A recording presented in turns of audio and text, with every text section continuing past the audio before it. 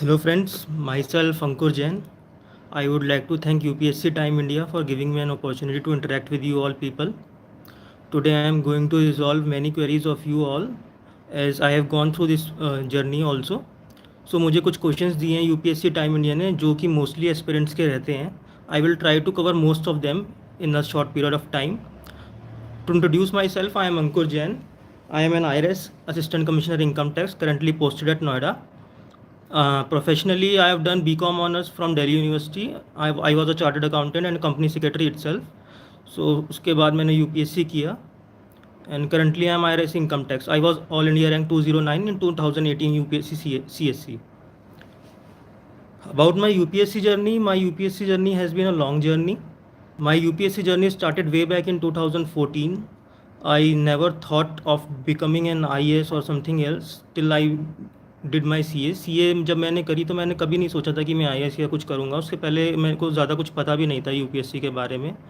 तो सी ए करने के बाद जब मुझे कुछ समझ में नहीं आया कि भाई क्या कहते हैं जो नेम एंड फेम मतलब या जो एक आपको एक रिकॉग्निशन मिलना चाहिए वो मुझे उस टाइम नहीं मिला. तो आई फेल्ट कि मुझे कुछ बड़ा करना चाहिए. और उसमें जब मैंने रिसर्च करी अपने फ्रेंड्स से पूछा तो मुझे यही पता चला कि इंडिया में 2 एग्ज़ाम इससे ऊपर हैं, IIM एंड यूपीएससी. तो आई ट्राइड फॉर यूपीएससी.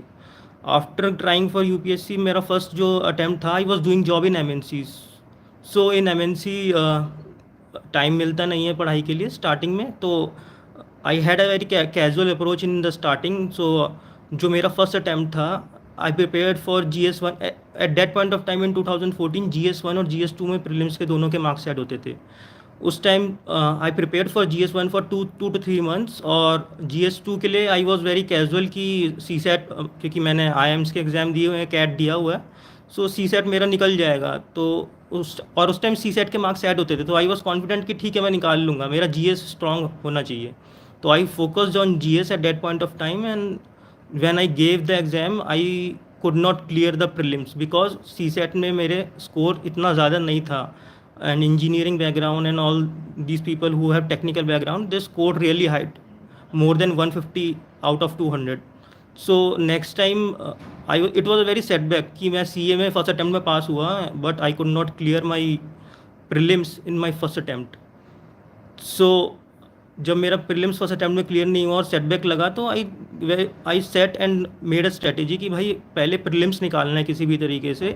अगर प्रीलिम्स निकलेगा ही तो कुछ होगा. प्रीलिम्स तो निकला ही नहीं, मतलब जो ओवर कॉन्फिडेंस था वो सारा निकल गया.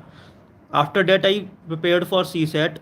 मैंने पूरे साल ऑप्शनल की भी इतनी तैयारी नहीं करी, मेंस की भी नहीं करी, बट मैंने CSAT की तैयारी करी. And I went with a target कि मुझे CSAT के अंदर 200 में से 150 मार्क्स लेके आने हैं. बिकॉज उस टाइम कट ऑफ 241 चली गई थी. मींस कि आपके एवरेज GS में अगर 80 to 90 भी आते हैं तो आपको 150 तो चाहिए. बट नेक्स्ट टाइम जब मैं 2014 के अंदर एग्ज़ाम लिखने गया तो 2014 के अंदर CSAT का एग्ज़ाम इतना डिफ़िकल्ट आया कि if you would have got around 110 तो भी सफिशेंट था. बट वो मैं पेपर के टाइम एनालाइज ही नहीं कर पाया कि पेपर इतना डिफिकल्ट है. मैं अपने प्री माइंड सेट के साथ टारगेट के साथ बैठा हुआ था कि आई हैव टू स्कोर 150. तो 1-1.5 घंटा होने के बाद एग्ज़ाम हॉल के अंदर जब मेरे को लगने लगा कि भाई मेरे 150 क्या, मेरे तो यहाँ पे 120 भी नहीं आएंगे, तो मेरी आखिरी आधे घंटे में होप लूज़ हो गई और मैं कुछ नहीं कर पाया उस एग्ज़ाम के अंदर. मैं सिर्फ सीट पे बैठ के पेपर इधर से उधर फ्लिप कर रहा था. मेरे से जो इजी क्वेश्चंस थे अंडर प्रेशर वो भी नहीं निकले. So in my second attempt even I could not clear my prelims again.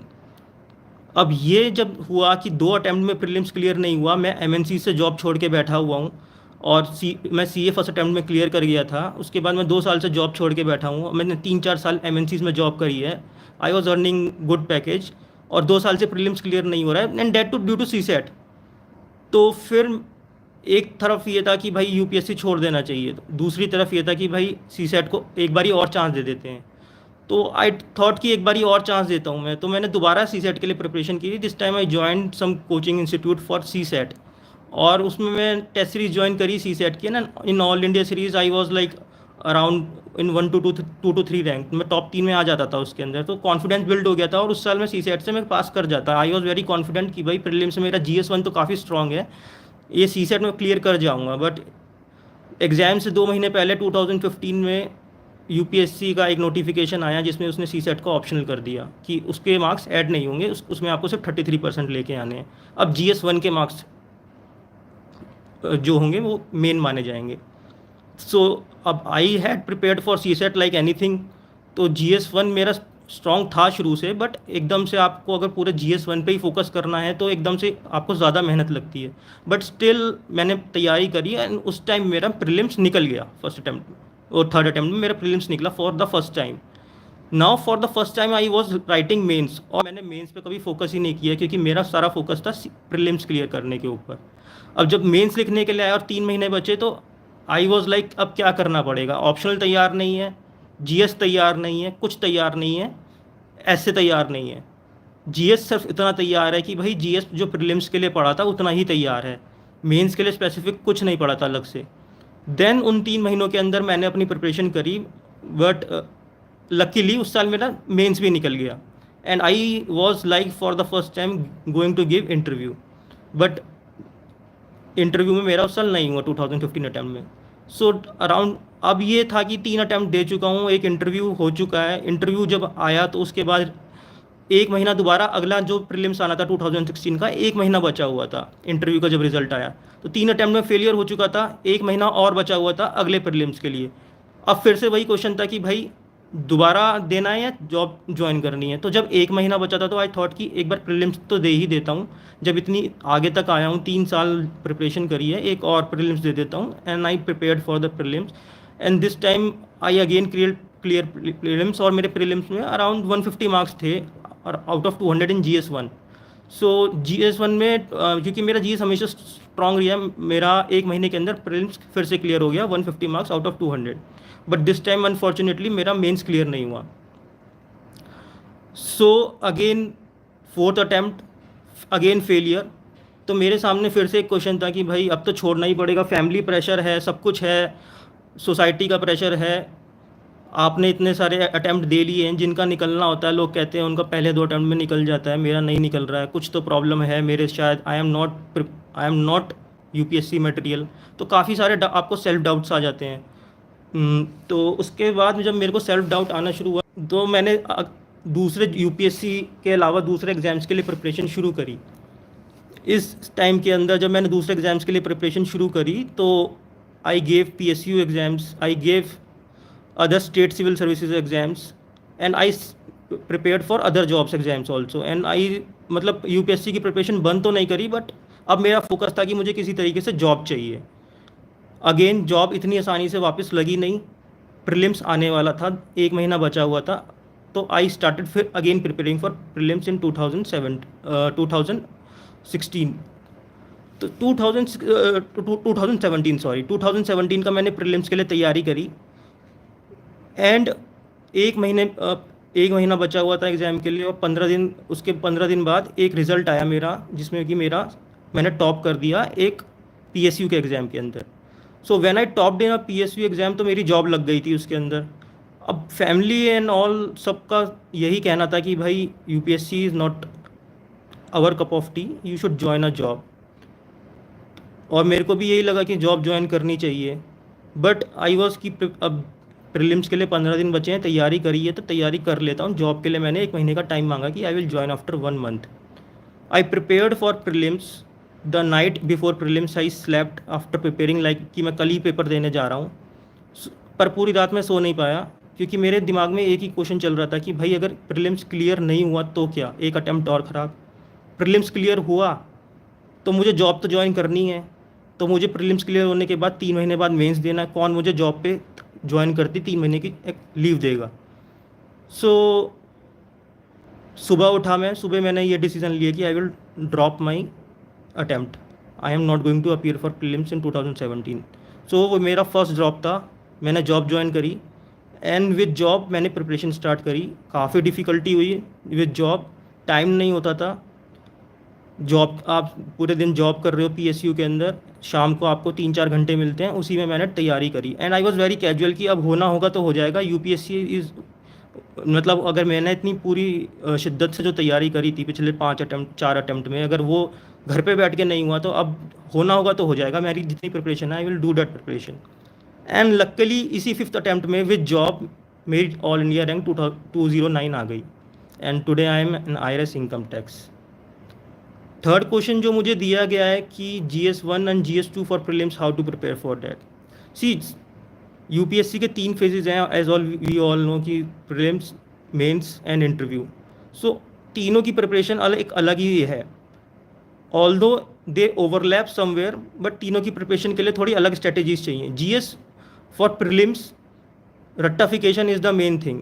आपको, अगर आपने फैक्ट्स पे रट्टे मार रखे हैं, अगर आपको फैक्ट्स लर्न है, तो आप प्रीलिम्स निकाल जाओगे। प्रीलिम्स निकालने के लिए दो चीज़ें चाहिए। एक तो आपको सिलेबस पता होना चाहिए, यूपीएससी ने डिफाइंड सिलेबस दिया है, उसको पढ़िए और पास्ट ईयर के क्वेश्चंस देखिए, क्योंकि यूपीएससी का जो एग्जामिनर है, आप उसके चेयर पे बैठिए कि वो एग्ज़ाम कैसे बना रहा है। अगर आपको एग्जामिनर बना दिया जाए तो व्हाट विल यू डू?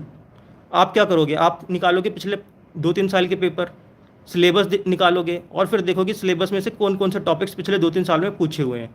जो टॉपिक्स फ्रिक्वेंटली पूछे हुए हैं आप उनमें से तो पूछ ही लोगे, और जो नॉट फ्रिक्वेंट, इतने इनफ्रिक्वेंट नहीं है, तो आप उनको तैयार करना, मतलब उनको आप थोड़ा कम वेटेज दोगे। हमेशा एक एनालिसिस होती है किसी भी चीज़ के अंदर की 80-20 रेशियो। जो चीज़ 100 में से 80 टाइम्स पूछी जाती है वो सिर्फ 20 चीज़ें होती हैं, और जो चीज़ें 20 बार पूछी जाती हैं वो 80 चीज़ होती हैं। तो आपको वो 80 चीज़ों पे फोकस नहीं करके उन 20 चीज़ों पे फोकस करना जो 80 बार पूछी जा रही हैं। तो फॉर एग्जांपल, मैं आपको एग्जांपल देता हूँ कि यूपीएससी हमेशा क्वेश्चन पूछता है कि biosphere reserves, national park, endangered species, maps के ऊपर क्वेश्चन पूछेगा, मिसाइल्स के ऊपर पूछेगा, सैटेलाइट्स के ऊपर क्वेश्चन पूछेगा, प्रीलिम्स में। I am talking about prelims. तो ये टॉपिक्स जो हैं, आप पिछले लास्ट प्रीवियस ईयर से क्वेश्चन पेपर्स निकालिए और देखिए कि किस टॉपिक से क्वेश्चन बार बार आ रहा है।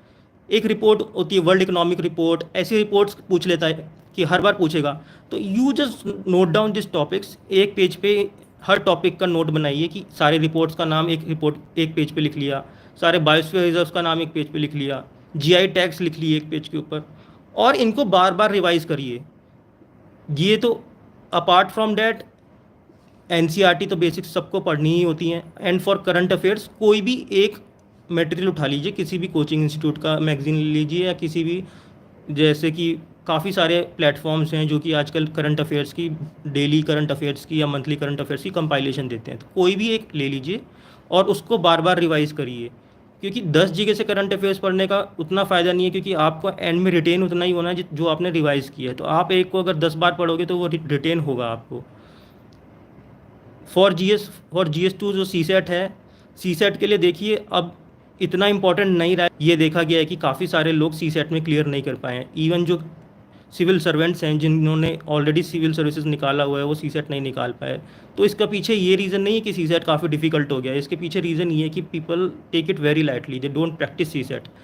आप CSAT के 1 या 2 एग्ज़ाम लगाइए, उसके बाद अपने आप को इतना चेक कर लीजिए कि इस एग्ज़ाम के अंदर आप 33% मार्क्स ले आएंगे। इसलिए कि CSAT 2 के अंदर कुछ हाई फाई नहीं है, वो आपको 80 क्वेश्चन देगा, 80 में से आपको 35 क्वेश्चंस करने हैं। वो 35 क्वेश्चंस आपको चूज़ करने हैं कि भाई ये क्वेश्चन डिफिकल्ट है, ये क्वेश्चन ईजी है, ये क्वेश्चन डिफिकल्ट है। जो डिफिकल्ट है छोड़ दीजिए, 2 घंटे का टाइम है, सिर्फ 35 क्वेश्चन करने हैं ठीक से।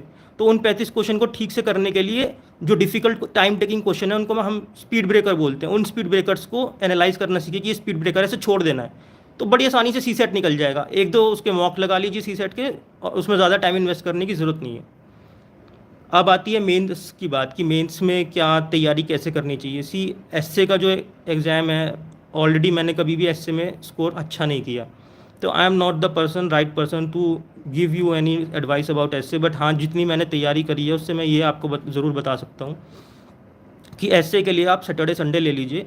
सैटरडे हर वीकेंड पे 2 एसए लिखिए, एक सैटरडे को एक संडे को, और वो ऐसे इस तरीके से लिखिए कि पहले आप एक स्टार्टिंग में यूपीएससी के पिछले 10 साल के ऐसे के टॉपिक्स ले लीजिए। अब उनमें से टॉपिक्स में से आप एक ब्रॉड कैटेगरी बनाइए, जैसे कि डेमोक्रेसी के ऊपर ऐसे हर 2-3 साल के अंदर आता है, विमेन के ऊपर एक 2-3 साल के अंदर ऐसे आएगा। उसके बाद काफ़ी सारे ऐसे एसेज हैं कि जो कि रिपीट होते हैं, साइंस एंड टेक्नोलॉजी के ऊपर ऐसे आएगा। तो you make a very broad category of notes कि भाई इस साइंस एंड टेक्नोलॉजी लिख दिया एक पेज के ऊपर।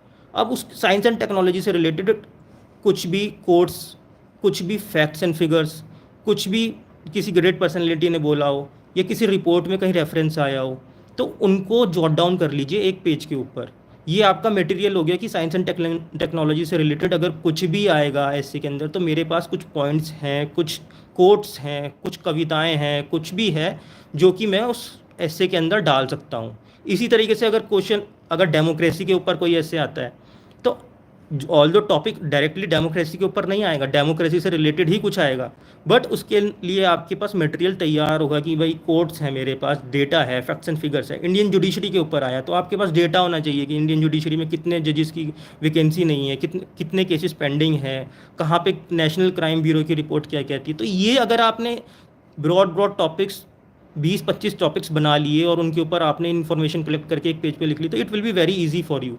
उसके बाद एक स्ट्रक्चर बनाइए एक एस्से का, कि इस एस्से को मेरे को स्टार्ट कैसे करना है। 2-3 वेज होते हैं एस्से को लिखने के लिए, वो सब शायद आपको पता होगा कि एक होता है कि भाई हिस्टोरिकल से शुरू करके प्रेजेंट पे लिख के फिर फ्यूचरिस्टिक एस्से लिखना होता है। दूसरा कि उसके डिफरेंट डायमेंशंस खोलने होते हैं, सोशियो इकोनॉमिक, पॉलिटिकल, एनवायरमेंटल।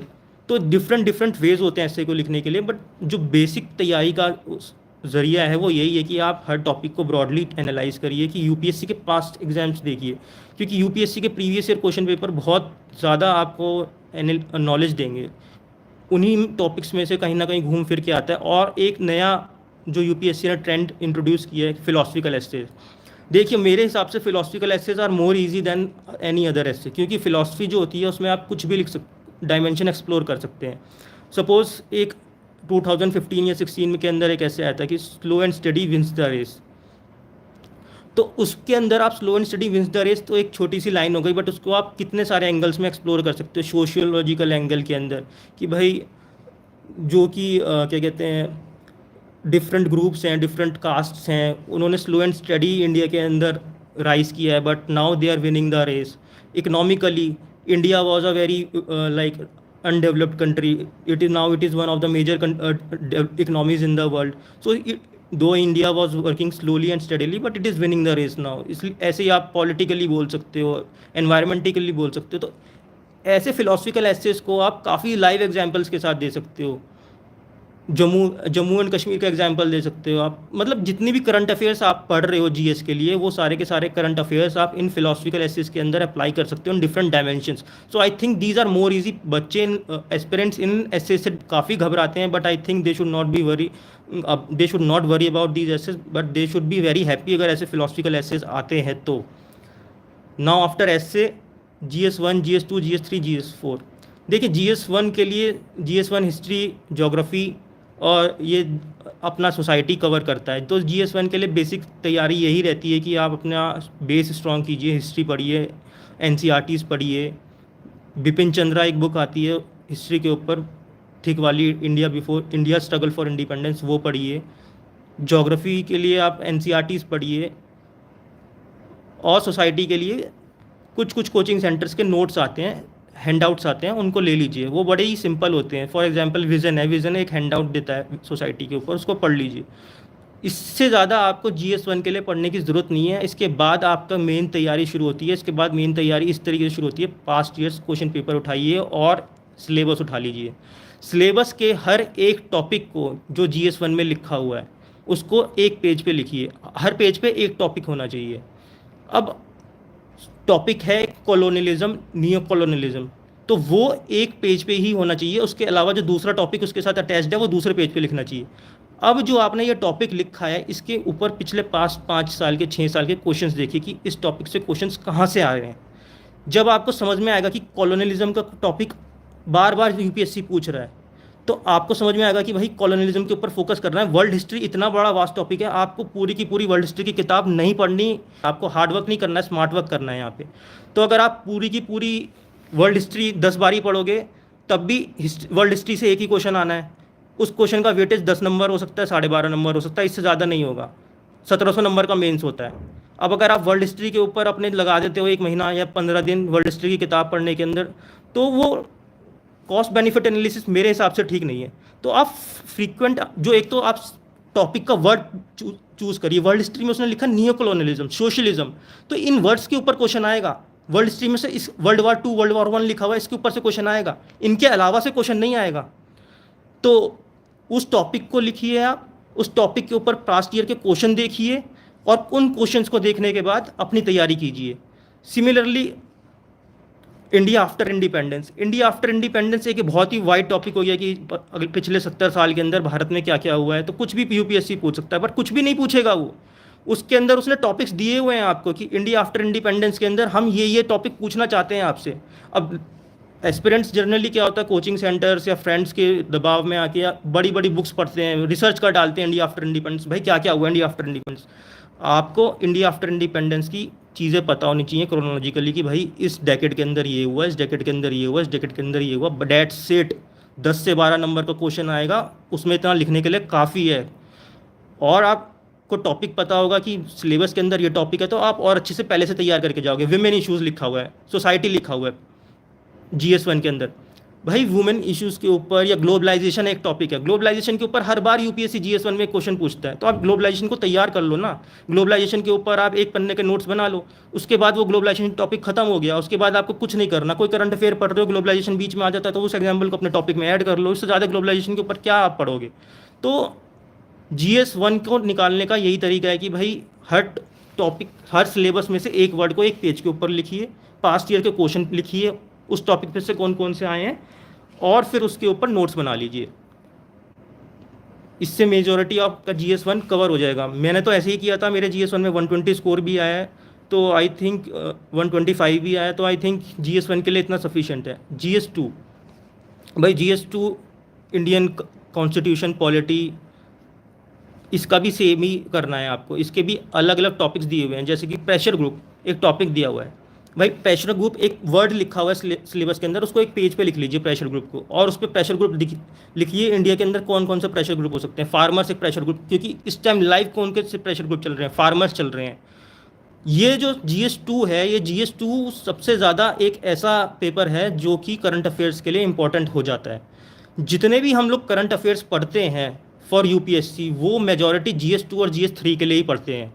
तो जितने आपने करंट अफेयर्स पढ़े हैं वो अपने टॉपिक से रिलेट करके, जैसे मैंने आपको एक एग्जांपल दिया प्रेशर ग्रुप, तो प्रेशर ग्रुप से रिलेटेड जो भी करंट अफेयर्स के सिर्फ वर्ड लिख लीजिए कि एग्रीकल्चरल प्रेशर ग्रुप, फिर WTO में इंडिया का चल रहा है, WTO में इंडिया का प्रेशर ग्रुप, तो इन सब प्रेशर ग्रुप्स के ऊपर आपको तैयार करना है।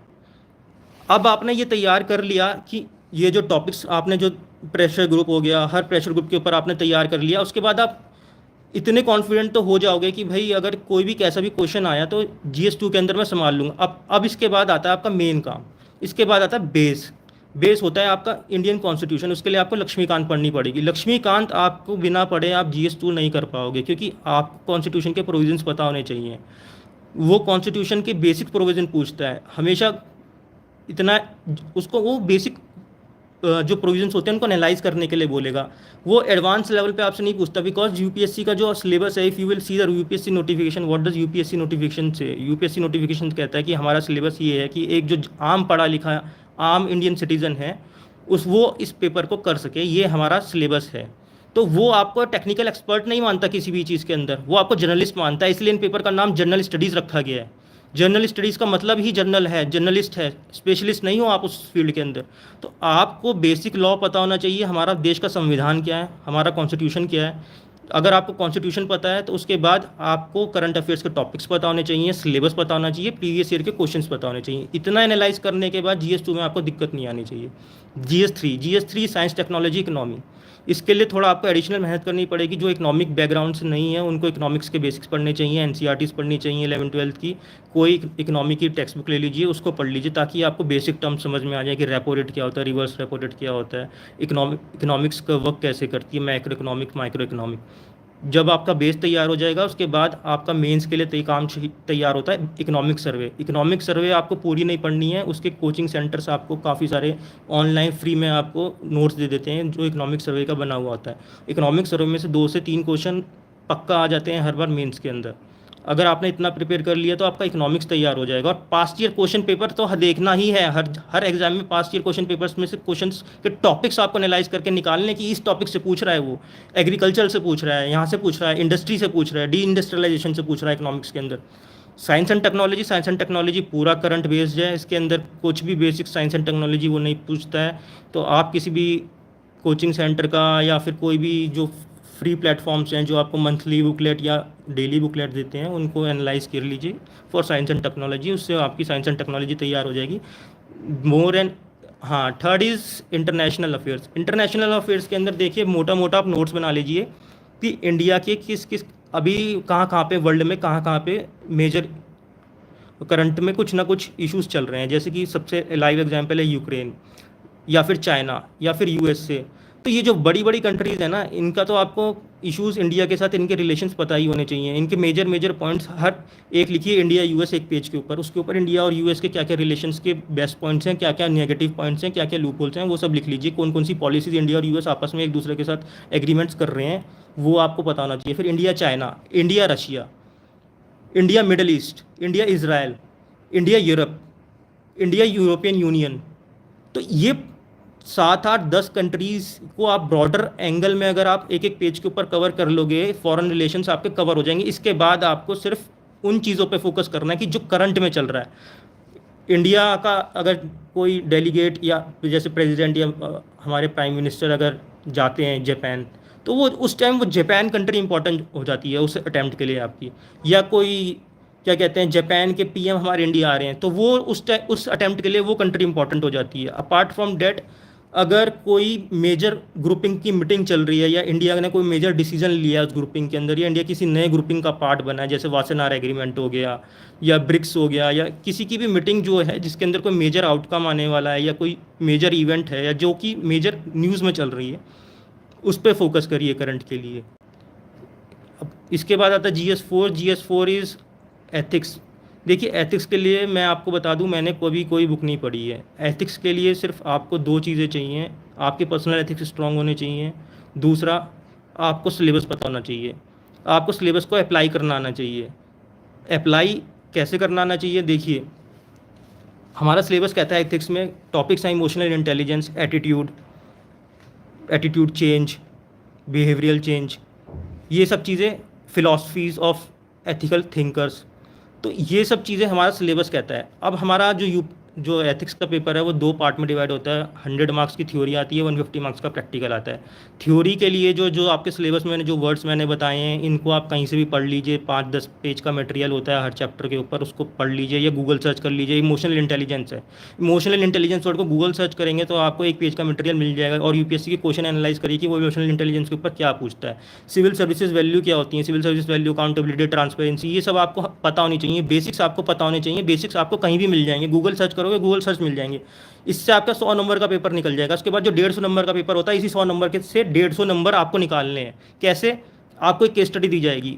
अब केस स्टडी में लोग होता है कि केस स्टडी में आप किसी भी तरीके से आंसर दे सकते हो, पर वो यूपीएससी जिस आंसर को कंसिडर करेगा वो वही होगा जो कि आपने थ्योरी अप्लाई करी होगी। सपोज़ वो आपको केस स्टडी के अंदर कहीं का डीएम बना देगा और बोलेगा कि भाई आपके ज़िले के अंदर ये प्रॉब्लम चल रही है, आपके पास एक ओल्ड वीमेन आई हैं जो कि बोल रही हैं कि मैं किसी स्कीम के अंदर एलिजिबल नहीं हूँ, बट मेरे घर में कोई कमाने वाला नहीं है, मुझे आप किसी स्कीम में ले लीजिए। तो आप क्या करोगे? तो आप अब एक आम एस्पिरेंट जो इसको लिखेगा, बहुत ही आम तरीके से लिखेगा कि भाई एक ओल्ड वीमेन आई है, मैं इसको पूरी हेल्प करने की कोशिश करूँगा, मैं इसको ये करूँगा, मैं वो करूँगा। वो एक एवरेज आंसर होगा और एवरेज मार्क्स देगा। बट अगर आपने उसको एक थ्योरेटिकल कॉन्सेप्ट को मिला के प्रैक्टिकल के साथ लिखा तो एक वो एड ऑन एडवांटेज देता है। फॉर एग्जांपल, आप सबसे पहले लिखिए कि I will use emotional intelligence. वो एक औरत जो ओल्ड विमेन आई है, मैं उसको बिठाऊंगा, काम डाउन करूँगा, मैं समझूंगा कि भाई उनके इमोशंस हाई हैं। फर्स्ट मैं उनको काम डाउन करूँगा। एक कोई भी अच्छा सिविल सर्वेंट यही करेगा, पहले उनको शांत करेगा, उसके बाद वो आगे का स्टेप्स लेगा।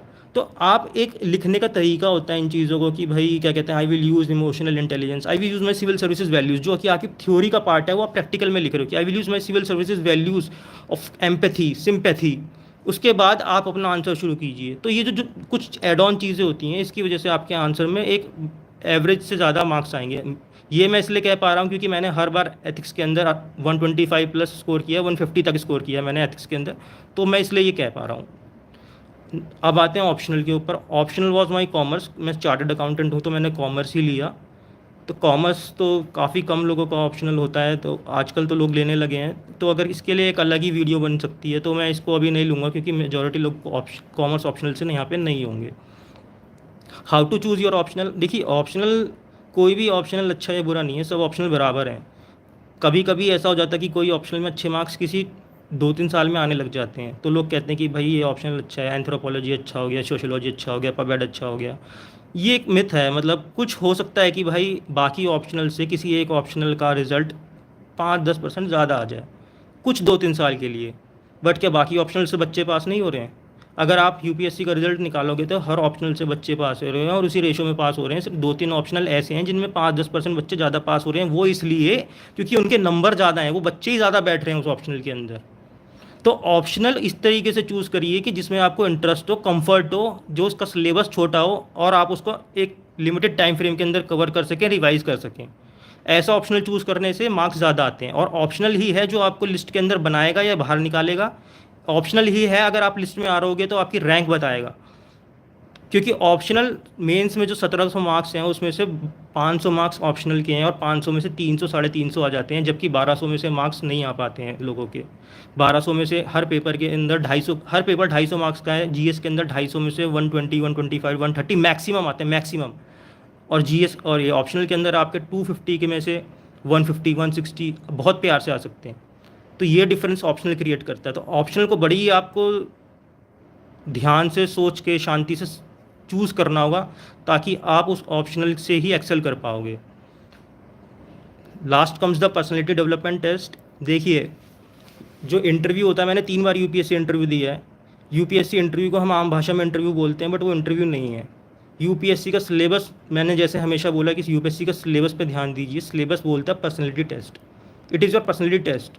वो आपकी नॉलेज बहुत चेक कर चुके, प्रीलिम्स में चेक कर ली, मेंस में चेक कर ली। इससे ज़्यादा नॉलेज उनको नहीं चाहिए कि आपको इससे ज़्यादा कुछ नॉलेज चाहिए हो।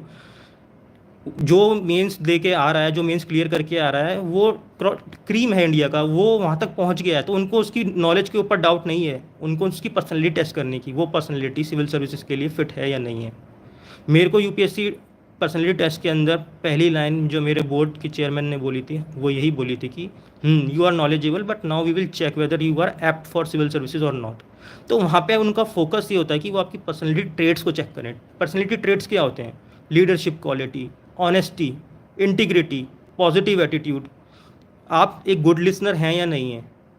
आप सामने वाले की पॉइंट को ध्यान से सुन के उसको कंसिडर करते हो या सिर्फ अपनी अपनी बात बोलते रहते हो? तो ये जो मेजर जो आपकी पर्सनैलिटी के ट्रेड्स हैं, वो वहाँ पे चेक होते हैं। नॉलेज चेक नहीं होती। नॉलेज ऑल्दो होनी चाहिए, नॉलेज तो बेसिक्स ही है, हम इतना पढ़ के जाते हैं तो वो नॉलेज हमारे पास ऑलरेडी होती है, बट वहाँ पे आपकी ये पर्सनैलिटी ट्रेड्स चेक होते हैं। वो आपके आपके जो आपका फॉर्म होता है बायोडेटा, उसके अंदर वो आपसे लिखवाते हैं कि आपकी हॉबीज़ क्या हैं, उसके पीछे रीज़न क्या है। भाई वो ये चेक करना चाहते हैं कि ये बंदा अपना टाइम, सारा का सारा टाइम दुनियादारी में निकाल देता है या अपने लिए कुछ टाइम निकालता है। और अपने लिए जब अगर कुछ टाइम निकालता है तो उस टाइम में वो उस चीज़ को जिसमें उसका इंटरेस्ट है कितने डीप तक फॉलो करता है।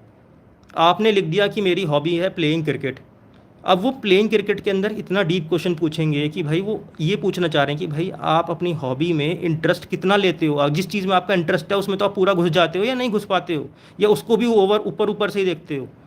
तो ये आपकी पर्सनैलिटी का पार्ट है, वो ये चेक करना चाह रहे हैं। उनको आपकी हॉबी से कोई लेना देना नहीं है, उनको आपकी क्वालिफिकेशन से कुछ लेना देना नहीं, उनको इससे लेना देना है कि भाई आप जिस चीज़ में इंटरेस्ट ले रहे हो उसमें आपकी एनालिसिस पावर कितनी है। एनालिसिस पावर आदमी की उसी चीज़ से चेक हो सकती है जिसमें वो इंटरेस्ट लेता है। अगर आप इंटरेस्ट किसी चीज़ में नहीं लेते हो, आप बैडमिंटन के अंदर इंटरेस्ट नहीं लेते हो, आप स्क्वॉश के अंदर इंटरेस्ट नहीं लेते हो, वो आपसे आपके ऊपर उससे क्वेश्चन पूछ के क्या कर लेंगे। इसलिए आपसे हॉबीज़ लिखवाई जाती हैं।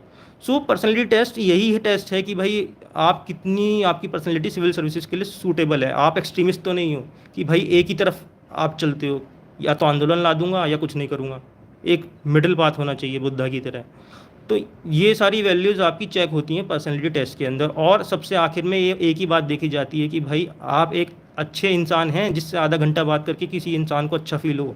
जब आप इंटरव्यू से बाहर निकल रहे हो तो सामने वाले को फीलिंग एक अच्छी ही आनी चाहिए। आप अपने बुज़ुर्गों को रिस्पेक्ट देते हो जो आपके सामने बैठे हुए हैं, वो इतने एक्सपीरियंस लोग हैं, उनसे झूठ तो नहीं बोलते हो। तो अगर आपको वो इंटरव्यू से पर्सनैलिटी टेस्ट से बाहर आते हुए एक अच्छी फीलिंग आ रही है, तो इसका मतलब कि उनको भी एक अच्छी फीलिंग आ रही होगी। बस यही मैटर करता है, इससे ज़्यादा पर्सनैलिटी टेस्ट मेरे हिसाब से मैटर नहीं करता। नेक्स्ट क्वेश्चन जो मुझे दिया गया है, बुक लिस्ट। बुक लिस्ट देखिए, प्रीलिम्स के लिए अलग है, मेंस के लिए अलग है। एनसीईआरटीज़ आपको हर सब्जेक्ट की पढ़नी है। हर सब्जेक्ट, कौन से subject? History, geography, political science की मैं नहीं बोलूँगा, उसकी लक्ष्मीकांत काफ़ी है। आर्ट एंड कल्चर की आपको एनसीईआरटी पढ़नी है। ये तो हो गई साइंस एंड टेक्नोलॉजी की एनसीईआरटी पढ़नी है आपको, जो साइंस एंड टेक्नोलॉजी बैकग्राउंड से नहीं है उनके लिए, और इकोनॉमिक्स की पढ़नी है जो इकोनॉमिक बैकग्राउंड से नहीं है उनके लिए। एनसीईआरटीज़ कौन सी पढ़नी चाहिए? जो बिल्कुल बेसिक लर्नर्स हैं, जो नए स्टार्ट कर रहे हैं, वो 6 से स्टार्ट कर दें। जिन्होंने यूपीएससी के ऊपर थोड़ा अपना पकड़ बना रखी है, वो 11th और 12th की ही पढ़ें सिर्फ, और उसको बार बार पढ़ें और उसको रिवाइज़ करें। एनसीईआरटीज़ कौन सी पढ़नी है, पुरानी या नई? हिस्ट्री की पुरानी पढ़नी है, ज्योग्राफी की पुरानी पढ़नी है और नई भी पढ़नी है। ज्योग्राफी की कौन सी एनसीईआरटी नहीं पढ़नी है? ज्योग्राफी की वो एनसीईआरटी नहीं पढ़नी है जिसके अंदर की डेटा दिया हुआ है इकोनॉमिक डेवलपमेंट का, क्योंकि वो सारा सेंसस इकोनॉमिक डेवलपमेंट वो ओल्ड डेटा है, वो आपको नहीं पढ़ना है। नई एनसीईआरटी के अंदर भी तो वो ना पुरानी वाली पढ़नी है। ज्योग्राफी में 2 एनसीईआरटी 4 एनसीईआरटीज़ होती हैं ज्योग्राफी में, ना 11 12 की, ना आपको वो इकोनॉमिक ज्योग्राफी पुरानी पढ़नी है ना नई पढ़नी है, वो आपको इकोनॉमिक सर्वे से कवर हो जाएगी। तो ज्योग्राफी कवर हो गई आपकी, हिस्ट्री कवर हो गई। हिस्ट्री में आपको एक इंडिया स्ट्रगल फॉर इंडिपेंडेंस ज़रूर पढ़नी चाहिए। मैं ये सबको सजेस्ट करूँगा, बिकॉज जो मेंस के आंसर होते हैं हिस्ट्री के काफ़ी सारे उससे निकलते हैं। वो एनालिसिस पावर चेक करता है आपकी हिस्ट्री की, वो सीधा सीधा उस बुक में से डायरेक्ट मैंने काफ़ी क्वेश्चंस आते हुए देखे हैं। उसके अलावा हिस्ट्री में वर्ल्ड हिस्ट्री के लिए आपके टॉपिक्स मैंने आपको बता दिया कि भाई पूरी वर्ल्ड हिस्ट्री पढ़ने की ज़रूरत नहीं है, टॉपिक्स तैयार करिए, टॉपिक्स में से क्वेश्चन आएंगे। अगर वो एक क्वेश्चन आप नहीं भी कर पाए तो भी कुछ नहीं हो पाएगा, मैटर नहीं करता, आप उतना लिख दोगे कि आपको कुछ नंबर उसके अंदर मिल जाए। Secondly art and culture prelims का भी पार्ट है, आर्ट एंड कल्चर मेंस का भी पार्ट है। आर्ट एंड कल्चर के लिए देखिए एक एनसीईआरटी आती है 11th की।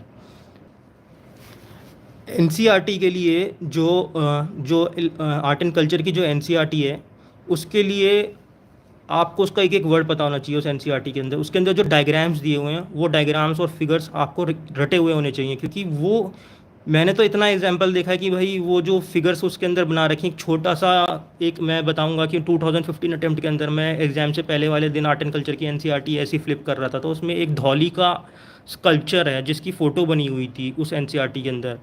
तो it was the oldest sculpture in India. वो मैंने उस टाइम इतना ध्यान नहीं दिया कि भाई वो ओल्डेस्ट स्कल्पचर था, बट जब अगले दिन मैं एग्ज़ाम लिखने गया तो एक क्वेश्चन आया प्रीलिम्स के अंदर की which is the oldest sculpture in India, तो उसमें एक एग्जांपल था धौली का, और वो इमेज मुझे सामने आ गई, मैंने वो टिक लगाया, वो ठीक निकला। ऐसा एक ही नहीं बार नहीं हुआ, काफ़ी बार हुआ है। तो वो जो एनसीईआरटी है आर्ट एंड कल्चर की, वो आपको अच्छे तरीके से याद होनी चाहिए। सेकेंडली आर्ट एंड कल्चर के लिए आपको जो हमारी यूनेस्को हेरिटेज साइट्स हैं उनके नाम याद होने चाहिए, इंडिया की स्पेसिफिकली कौन सी इंटेंजिबल हेरिटेज जो इंडिया की हैं, जैसे कि रमन डांस हो गया या योगा हो गया, या जो भी इंटेंजिबल कल्चरल हेरिटेज है इंडिया का जो यूनेस्को में लिस्टेड है, वो आपको पता होना चाहिए। गूगल करेंगे तो मिल जाएगा सब कुछ। ये छोटे छोटी चीज़ें हैं जो टॉपिक्स जो नोट्स बना के जिससे आपका यूपीएससी बहुत प्यार से तैयारी हो सकती है। उसके बाद आर्ट एंड कल्चर के लिए आपको मेरे ख्याल में एक जीआई टैग की लिस्ट होती है। मैंने तो पूरी जीआई टैग की 700 चीज़ें होती हैं जिनको इंडिया में जीआई टैग मिला हुआ है, मैंने सारे 700 बार बार रिवाइज करता था तो याद हो जाते थे। देखिए रट्टा मारना भी एक आर्ट है, कि रट्टा ऐसे नहीं होता कि आप रट्टा मार रहे हो तो बैठ के 2 घंटे रट्टा मार रहे हो तो याद हो जाएगा। आप एक ही चीज़ को अगर 50 दिन 50 बार पढ़ोगे तो वो आपको याद हो जाएगी। जीआई टैग की लिस्ट निकालिए, मोबाइल के ऊपर डालिए, जब भी फ्री टाइम मिले, ट्रैवल कर रहे हो, कहीं भी जा रहे हो, जीआई टैग की लिस्ट को निकाला, उसको ऊपर से लेके नीचे तक पढ़ना शुरू कर दिया तो वो आपको याद हो जाएगी। तो इसी तरीके से तो ये सारी ये जो हैं आपकी आर्ट एंड कल्चर तैयार हो जाएगी। उसके बाद आता है एनवायरनमेंट एंड प्रीलिम्स में आता है एनवायरनमेंट के लिए शंकर आईएएस की बुक आती है, उसको थॉरोली पढ़ लीजिए, उसके कॉन्सेप्ट पढ़ लीजिए। शंकर आईएएस के अलावा आपको बायोस्फीयर रिजर्व्स पता होने चाहिए, नेशनल पार्क्स मोटे मोटे पता चाहिए, और नॉर्थ ईस्ट के नेशनल पार्क्स हैं वो आपको हमेशा पता होने चाहिए। बायोस्फीयर रिजर्व पता होने चाहिए, क्योंकि आप देखिए कि यूपीएससी जो पूछता है नेशनल पार्क्स, वो आपको आम नेशनल पार्क कभी नहीं पूछेगा, या तो साउथ के पूछेगा या नॉर्थ ईस्ट के पूछेगा, क्योंकि बच्चे उन पर ध्यान नहीं देते।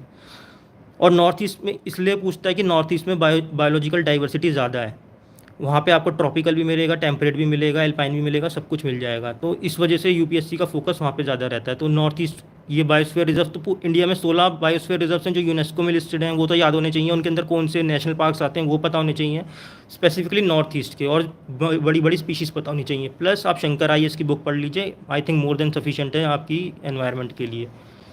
इसके बाद हिस्ट्री हो गई, ज्योग्राफी हो गई। पॉलिटी के लिए मैंने आपको बताया कि भाई लक्ष्मीकांत पढ़नी है।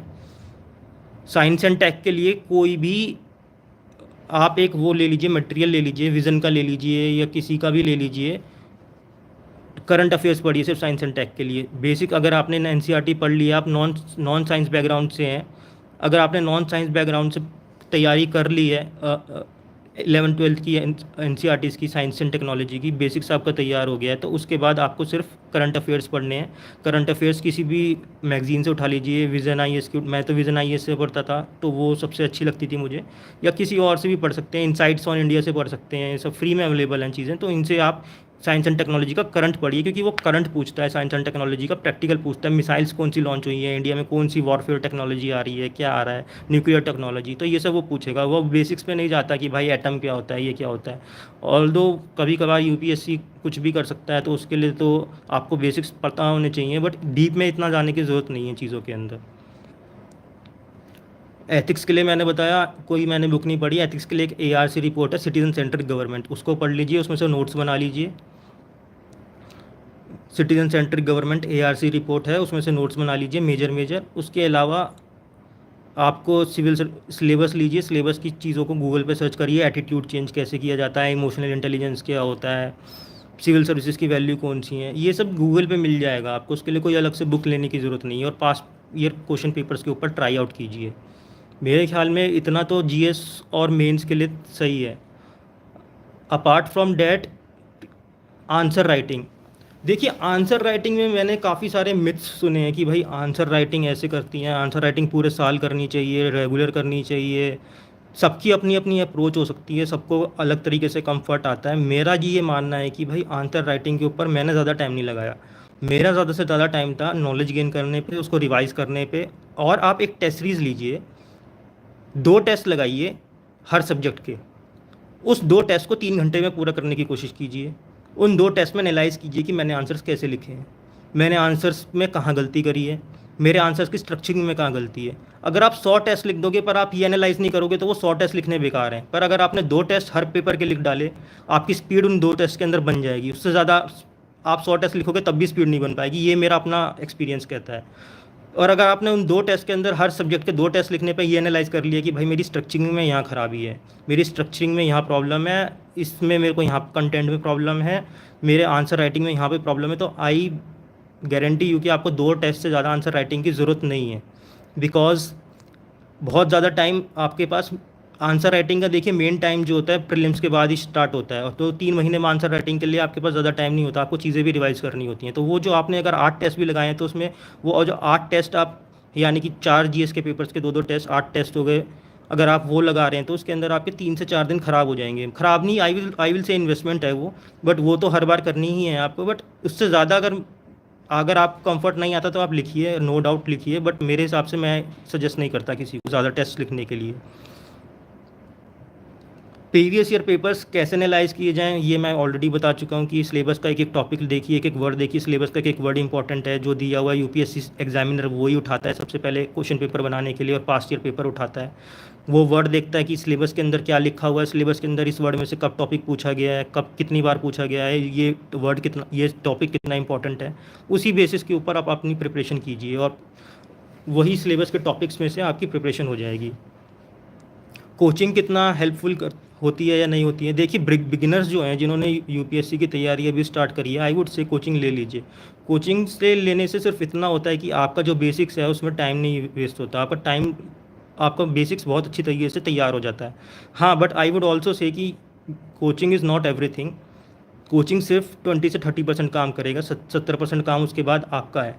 अगर आप कोचिंग पर डिपेंड हो जाएंगे तो कोचिंग सिर्फ आपका बेस बना सकता है, आप कॉन्सेप्ट्स क्लियर कर सकता है, उससे ज़्यादा कुछ नहीं करेगा कोचिंग।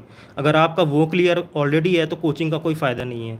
आपको कोई ऐसा बंदा मिला हुआ है जो यूपीएससी सिविल सर्विस एस्पिरेंट आपका फ्रेंड है, या कोई सिविल सर्विस जिसने क्लियर करी हुई है, वो आपकी फैमिली में या फ्रेंड है जो आपके कॉन्सेप्ट्स क्लियर कर सकता है जहाँ पे आपको डाउट आते हैं, तो आई वुड से कोचिंग की भी ज़रूरत नहीं है।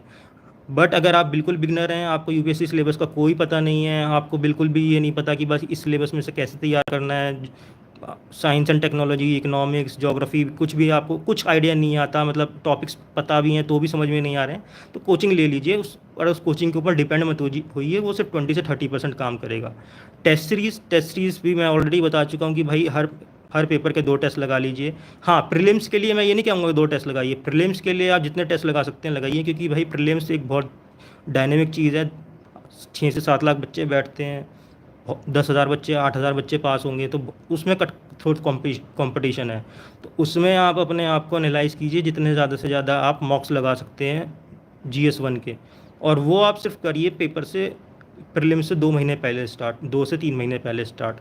अगर ये कर लिया तो उससे ज़्यादा मॉक्स प्रीलिम्स में लगाने की ज़रूरत नहीं है। मेंस में मैंने बता दिया आपको, हर पेपर के 2-2 3-3 मॉक्स लगाइए, उससे ज़्यादा लगाने की ज़रूरत नहीं है, और एनालाइज़ कीजिए इन चीज़ों को। एनसीईआरटी कितनी इंपॉर्टेंट है? देखिए एनसीईआरटी तो बहुत ही ज़्यादा इंपॉर्टेंट है, क्योंकि जो हमारा बेस है, जो हमारे सिलेबस का बेस है, वो सबसे ज़्यादा एनसीईआरटीज़ में से ही कवर होता है। अगर आप एनसीईआरटी नहीं पढ़ोगे तो आपको कोई ऐसी बुक चाहिए जिसके अंदर वो टॉपिक्स थॉरली कवर हो जाएं। वो इग्नू की बुक्स हो सकती हैं, वो साउथ की एनसीईआरटीज़ हो सकती हैं, तमिलनाडु की जो होती हैं।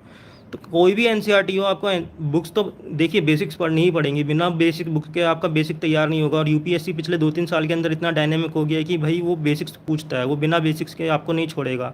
वो अब थ्योरी पे भी आ गया है। अभी तक तो बच्चे करंट करंट पढ़ के सब रीजन आईएएस, ये आईएएस, वो आईएएस, बाजीराम, सब करंट करंट पढ़ते थे और चले जाते थे एग्ज़ाम देने के लिए। बट अब पिछले 2-3 साल का ट्रेंड अगर आप देखेंगे तो यूपीएससी बेसिक्स पूछता है। वो बेसिक्स आप जब ही कर पाओगे प्रीलिम्स के अंदर भी और मेंस के अंदर भी, जब आपने एनसीईआरटीज़ या बेस बुक्स पढ़ी होंगी। जब तक आपने उन बेस बुक्स को 3 से 4 बार नहीं पढ़ा एनसीईआरटीज़ को, आई डोंट थिंक कि you should be able to clear UPSC. भाई मैं तो कंफर्टेबल नहीं था, और मैं कर भी नहीं पाता। तो मैंने तो एनसीईआरटीज़ पढ़ी हैं, बहुत बहुत बार ही पढ़ी हैं, और हर बार पढ़ने से कुछ नया ही मिला उनके अंदर से, और एक एक्स्ट्रा एज मिलती है। How to read NCERT? देखिए एनसीईआरटी को एक बार ही पढ़िए, पूरी एनसीईआरटी को एक एक बारी में, एक रीडिंग एक बार में मार दीजिए, बिना रुके, 2 से 3 दिन के अंदर। अगर आपने वो एक एनसीईआरटी 2 से 3 दिन के अंदर पढ़ डाली एक बारी, तो अगली बार आप उसको धीरे धीरे पढ़िए, और उसमें से जो मेन चीज़ है उसको नोट करिए, अंडरलाइन कर लीजिए, हाईलाइट कर लीजिए। अलग से नोट्स बनाने की ज़रूरत नहीं है। अलग अलग से नोट्स बनाने हैं तो बड़े ही कंसाइज वे में बनाइए, ताकि आप रिवाइज़ कर सकें उस नोट्स को।